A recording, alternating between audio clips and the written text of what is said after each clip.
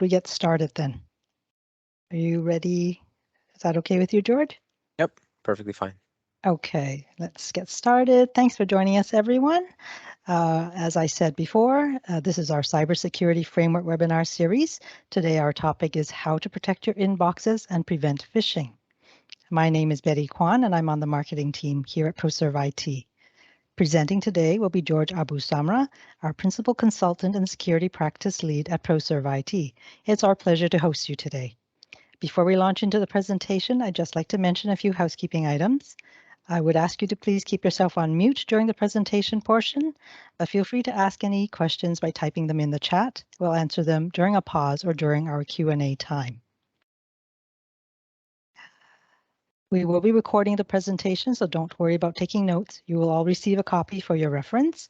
Look out for an email in the next day or two.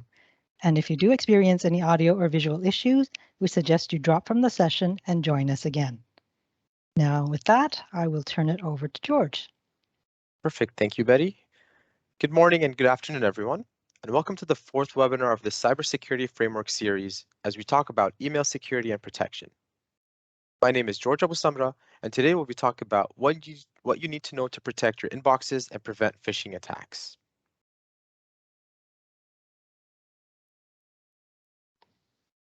So, email communication is the most common method of business communication today. And unfortunately, it's also the most common avenue for a threat actor to attack your organization. In this session, we'll talk about what you need to know to protect your inbox from bad apples like phishing scams, ransomware, and malicious code. To start, I'll be walking through a day of the life of a hacker to show you what they do when an account is compromised. Then I'll be giving you some insight on what you need to do to protect your mailbox. We will then provide you with a quick demo of how a phishing attack looks like and how much information a hacker can capture from an environment within seconds to plan their next attack. And finally, we will go through a Q&A session to answer any questions that you might have. We'll also be monitoring the chat window for any questions that pop up throughout the presentation. And if we don't have time to answer them at the end of this presentation, we will definitely get back to you via email. All right, so the very first step for a hacker is to gain someone's password. And this can be done in a number of ways. But the most common are through a combination of brute force attacks, spoofing, phishing, malware, password spraying. And out of that list, phishing might be the quickest and most effective method as it relies on human error. Rather than spending an effort on cracking someone's password, what's easier than having the user provide the hackers the password themselves through a phishing email? After they've successfully harvested the user's credentials, possibly through a phishing email, they then proceed to log into the mailbox through an IMAP connection.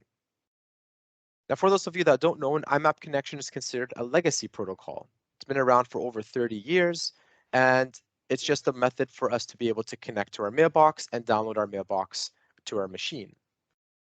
Now, the interesting thing about IMAP connections is that it downloads your mailbox on your machine for offline viewing. So you can take a look at all your emails offline without having to connect to your tenant anymore or to your email anymore. So this allows the hackers to kind of sift through your entire mailbox for any sensitive information that they can use for their next attack, whether that's continue to attack the company they hacked or to attack other companies through the compromised account that they hacked in the first place. So they can either, continue attacking that same company, possibly sending out malicious emails to the CFO, for example, to someone on the finance team if they're trying to extract information, extract financial information from the customer, or they can just send out random phishing emails to your entire contact list for your partners, for everybody you've dealt with in the past, anybody is part of your email chain or email history for them to capture additional credentials. Now, once the hacker has identified what they wanted to do, they've downloaded your email, they understand what their next plan of attack is, they log back in from various countries like China, Russia, Bulgaria, Nigeria, so on and so forth. And one of the main reasons hackers sign in again to the compromised account is to set up something called forwarding rules. Now, these forwarding rules typically are created to any email coming in to also go to a Gmail account owned by the hacker. So in some cases, these forwarding rules are triggered by certain keywords, such as funds, donations, wire transfer, invoice, so on and so forth. Or they can just say all emails coming into this mailbox automatically forward it to my Gmail account or to the hacker's Gmail account. All the hacker has to do now is just monitor the Gmail account for discussions around fund transfers, donations, and invoices. And when those emails pop up, then they can plan their next attack. So as they say, knowledge is power. And by doing so, the hacker can gain knowledge of who usually approves invoices, how do funds get transferred, where donations come in from, so on and so forth. They do this to plan their next attack or to plan who their next victim will be. They then proceed to send fake invoices and impersonate those individuals that approve invoices, hoping to fool someone in the company to transfer the funds to their account. And most of the time, it does work. And as part of their attack, they want to minimize their footprint as much as possible. And to do so, the hackers will start deleting emails they sent from the compromised accounts in an attempt to hide their track. They try to hide their tracks, they try to delete all the emails, and that's typically done in an automated fashion. So how can we prevent hackers from doing what they're observed doing? We have to be proactive about it and close any gaps that could allow someone in through your email. And keep in mind that email is just one of the attack vectors that hackers are attacking these days, and it's one of the most attacked vectors. So what can we do to help protect our environment, help protect our emails? Now, if these users would have had multi-factor authentication enabled, the hacker would have not been able to sign into using their stolen passwords. Even if someone fell for that phishing attack, they provided the hacker with their credentials, they still would not be able to sign in because they have multi-factor authentication turned on. Now, if the organization would have had the proper spoof protection in place, the director of finance, for example, might have not been spoofed and impersonated. If the organization had Defender for Office 365, improved their Exchange Online protection settings, and put ransomware protection rules in place, they would have detected the malicious invoice files coming in before reaching the users. If this organization would have had their legacy authentication protocols disabled, like IMAP and POP, like we said, it allows you to download their emails locally, the hacker would not have been able to sign in and download an offline local copy of the user's mailbox. So these are legacy protocols for a reason. They're 30 plus years old, so there are newer methods to connect to our mailbox, and preferably not through IMAP and POP. If the organization had some sort of conditional access policies in place, for example, limiting where users are allowed to sign in from, if you're operating, for example, out of Canada, out of the States, out of Mexico, wherever you're operating from, you can create a rule that says only allow our users to authenticate against our tenant from this country, from this location, from this IP address. That way, hackers would not be able to sign in from outside your home country or outside that specific range of IPs. If the organization would have blocked auto forwarding, the email auto forwarder rule that the hacker created to forward all their emails over to their Gmail account would have been blocked. And finally, if the organization had proper mailbox auditing in place, we would have more information about what the hacker did within the mailbox in case we have to go through an investigation process to understand what was accessed, what was deleted, what emails were sent, and for us to get a better picture of what the hackers did within our environment. So all these different layers of protection make up the Exchange Online Security baseline structure to protecting your mailbox. Now, let's take a quick view from a hacker's perspective of what that looks like. So to start, we are going to create our own phishing link, right? Just setting up a server here. We're going to use a tool called Hidden Eye that allows us to create any phishing page that we want from, as you can see here, from the various different platforms. In this case, we're going to do a Microsoft phishing page. Just to show you how easy it is for anybody to get a hold of these tools and create their own phishing links. It doesn't necessarily have to be some worldwide known hacker or some hacking group. Anybody can practically do it around the world. So we're seeing a lot of attacks every single day from script kiddies to actual hackers, and it's just a matter of increasing your awareness. I'm going to have it redirect us to portal.office.com. I'm going to use port 8081 and our own server. Now, this is what a phishing page looks like. Imagine someone sends you an email. I'm just going to generate a random email here. All right, and within the email, rather than putting this link in, which is the phishing link, they can disguise it. Click here to access the latest, or click here to update your password because it had expired. All they have to do is just replace a specific text with a link. And now this link doesn't show unless you hover your cursor on top of it. So a lot of times this is how people fall for phishing links, because they don't read the link that's under the specific text, and then they end up clicking on it. And this is where it would take them. All right, so just because we set up a phishing link, you can notice by the link here, this is not a Microsoft link, and this link can look like anything. Someone can purchase a domain that looks like Microsoft's domains. They can disguise them to any domain that they feel like. So just keep an eye on where you are signing into. Then we can type in whatever email address we want. Let's just put test@domain.com. Click next.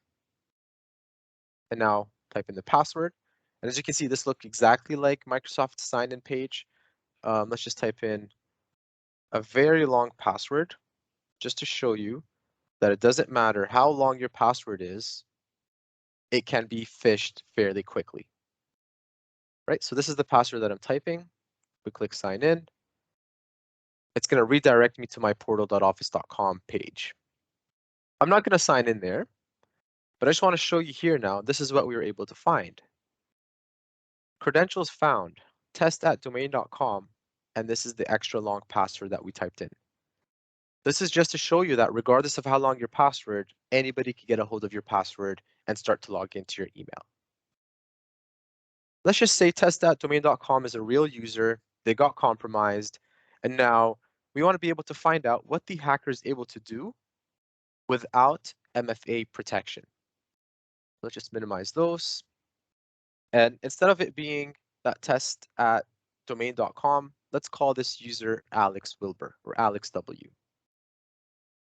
I'm going to run an attack now. It's called a reconnaissance attack, meaning grabbing as much information as possible from this organization, whether it's to do so through LinkedIn, through social media platforms, regardless of where the hackers look for, as long as they find a user they want to attack, they find any means possible to find more information about that user.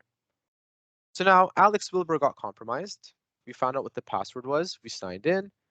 Now I'm going to dump the information that I'm able to capture within this user. And you can see how long it takes for me to dump the information without even having to sign into the portal using a browser. I'm just pretty much using a script.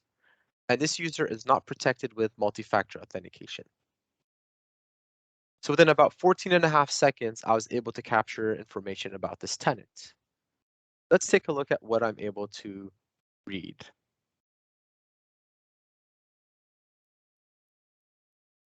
Right, so let's just open up another tab here. I just created a local web server to be able to see this information in a graphical format and for the sake of this demo. But for this demo environment, there's 33 users, 40 groups, 6 applications, 341 service principal accounts, and no devices. If you had enrolled your devices, your iPhone, your Android device, these would pop up under our devices section. But since this is just a demo environment, this is what we're going to work with today. All right, the name of the tenant information, is it being synced from a local Active Directory or not? What other domains do they have in the tenant? And now, again, I just compromised Alex Wilbur, who is not an admin in this tenant, just a regular user, no admin privileges whatsoever, no MFA.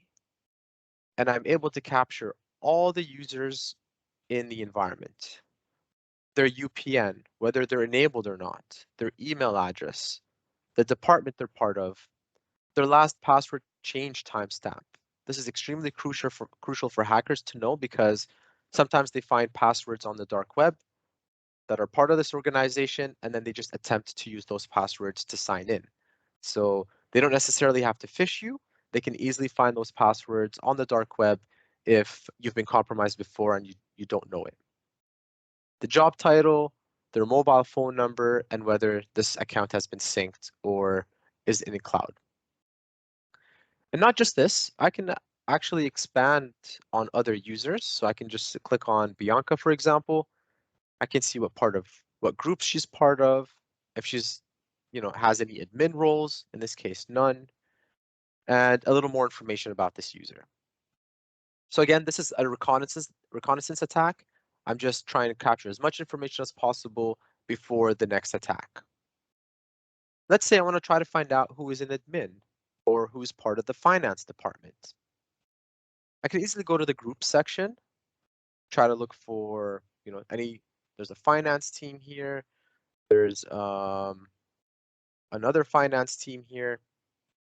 If I click on that, this is a group, SG-finance, and there's 4 members.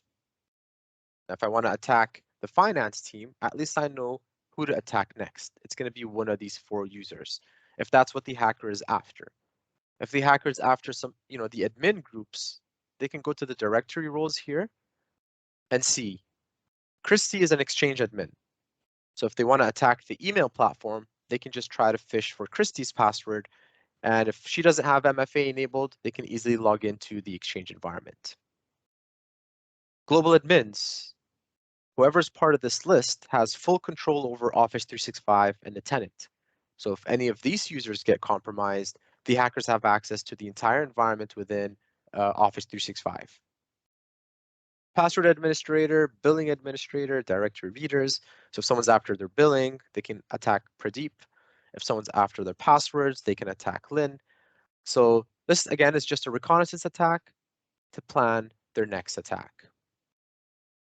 They can also take a look at their applications. What applications have been deployed in this environment, which can also help them plan an attack. So they can pretty much, they're using Box, LinkedIn, QuickBooks. If they want financial information out of QuickBooks, they can send a phishing email to someone that is part of the finance team, or maybe Pradeep in this case, because he's a billing administrator, and let them know your password is about to expire in QuickBooks, reset your password, and they would get a phishing link similar to the one that we just showed you here. If they fall for the phishing attack, they might as well be able to sign into their QuickBooks Online environment. So it's extremely crucial, especially from an MFA perspective. MFA blocks 99.9% of attacks against your identity. So that's just the very first layer of protection. And there are other means for hackers to get in, but that's outside the scope of this webinar. But at least, the very least you can do is protect your accounts with MFA. All right, so these are some ways that hackers can actually steal your password, log into your environment, steal information from your environment, and plan their next attack. Right. Back to the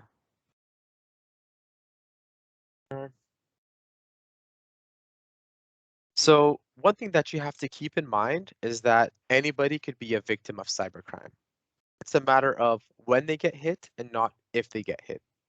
And we're seeing a lot of both targeted and non-targeted attacks. So it doesn't matter what your business is or how many employees you have. If you have an exposed vulnerability, it will be used and abused. At ProServe IT, we're offering a Mailbox Guardian report that captures information from your Office 365 tenant related to what we discussed during the session today. So we can help you find out where your gaps are and recommend how to close those gaps to improve your security posture. So reach out to us at cloud@proserveit.com, requesting this free Mailbox Guardian report, and then we will be able to generate it for you so you can understand where your gaps are from an email perspective. Another thing we have at ProServe IT is we offer phishing campaign assessments. And the results of these phishing campaign assessments can show us the susceptibility of the personnel in your organization to social engineering attacks, specifically email phishing attacks. And part of this includes setting up a phishing payload and seeing who clicks on the phishing links, who actually provides their credentials. And for those that fail, they'll have to take a training module in an interactive video format to help them understand how phishing works. So if you're interested in finding out whether your organization is susceptible to these phishing attacks, we recommend running phishing attacks at least twice a year, just depending on the organization. And you will receive a report at the end with everybody that passed, everybody that failed, who clicked on the link, who actually provided their credentials, who completed the training, who did not, and make sure we can follow up for all the users to complete their training to be educated against phishing attacks. So if you're interested in this offering, reach out to us at cloud@proserveit.com as well, and then we'll be glad to sort you through. So in addition to those offerings, there's also some Microsoft-funded security workshops that we can help implement in your environment. These are all Microsoft funded, so they're complementary to your organization. There is a form that you can fill out to tell you which specific funded security workshop that you are entitled for. And pretty much what these workshops are about is to help us detect any threats in your environment.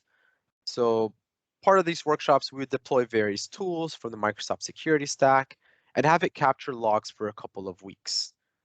Once those logs have been captured, we'll log back into your environment and go through any type of threats related to your email, your data, to your identities, and prepare a report for you with all the threats that we're able to detect. And obviously, if there's any immediate threat, you'll be notified on the spot. So if anybody was detected to be compromised, for example, we noticed some weird sign-ins from weird countries, credentials being used from people that are not within your organization, all that will be captured and reported to you as well. So if you're interested, you can also reach out to us at cloud@proserveit.com to find out whether you qualify for these free Microsoft workshops. And finally, ProServe IT has a security operations center offering called Alarm Guardian. Now you can think about this offering as getting security for your home, but instead of protecting your home, we'll be protecting your IT environment, such as your Office 365, emails, SharePoint, OneDrive, Teams, your Azure, your servers, your Google Cloud, your Amazon Cloud, workstations, firewalls, so on and so forth. Now, by signing up for Alarm Guardian, ProServe IT would be able to keep an eye on your environment from security risks 24/7. There are different tiers that you can choose from just based on your organization. So we can either deploy it for your organization and you manage it yourself, or we can manage the security on your behalf with our Security Operations Center as a managed services offering. So if you're interested in exploring this offer further, reach out to us at cloud@proserveit.com and mention this mailbox protection webinar to get you more information about our Alarm Guardian offering. So for those of you that are following up with our Cybersecurity Framework webinars, our next webinar is on March 30th, 2022 at 2 p.m. Eastern, and it's about how to protect your endpoints, how to protect your devices, your mobile device, your workstations, your servers, what tools are readily available to us from the Microsoft security stack that can help you extend that protection to your endpoints as well. Because most of the time, you know, your account gets compromised via email, but then it also extends to your endpoints, to your servers, to your databases, to your mobile phone sometimes as well. So it's critical and imperative that we protect every aspect within your organization. So there's two links over there on the screen. You can either go to proserveit.com/cyber-awareness-webinar, cybersecurity-awareness-webinar, or go to proserveit.com/events, and then you can see all the events that are posted on our website as well. And with that, I'll leave you with some Q&A. If there's any questions, please jot them down or unmute yourself and we'll be glad to answer them for you. Okay, just want to bring to your attention that I have posted some links on the chat for your reference, and you can also contact us at cloud@proserveit.com for more information. Also, we will be sending out the recording and the PowerPoint slide presentation to you in the next day or two.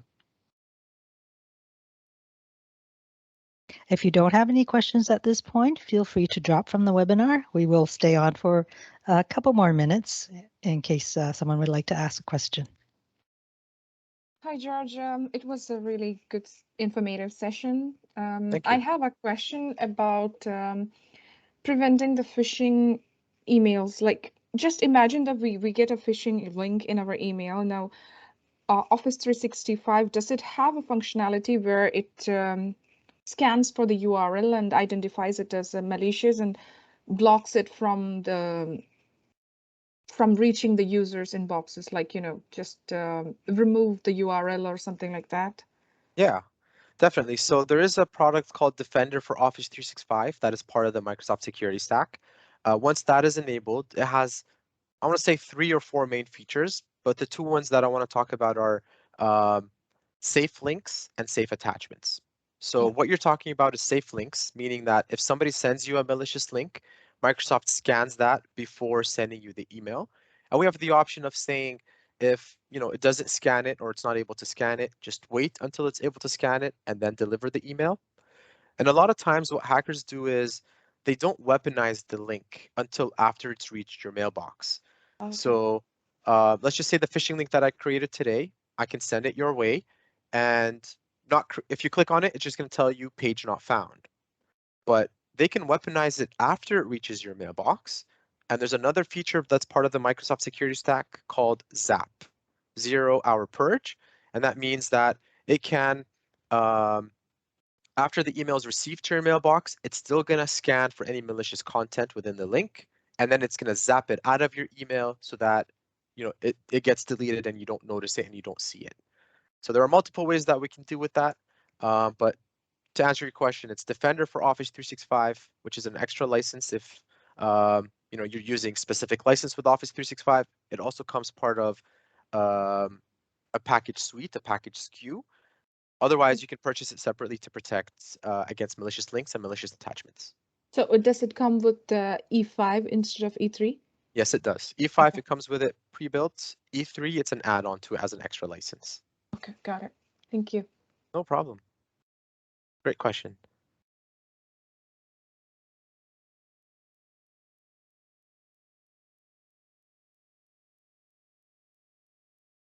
Yes, if anyone else has any more questions, feel free to unmute yourself or type it into the chat.